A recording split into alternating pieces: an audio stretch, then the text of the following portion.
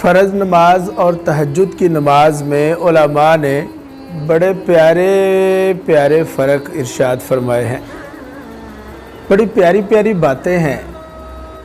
فرض اور تہجد میں فرق کیا ہے کہ فرض نماز کا منادی یعنی ندا دینے والا، آذان کہنے والا ایک عام انسان ہوتا ہے، جبکہ تہجد کی نماز کا منادی یعنی بلانے والا خود خدا ہوتا ہے۔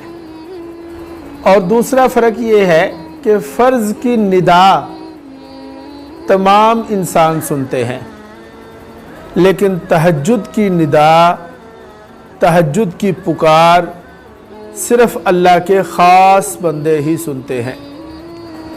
فرض سارے پڑھتے ہیں، لیکن تہجد یہ خاص لوگ پڑھتے ہیں۔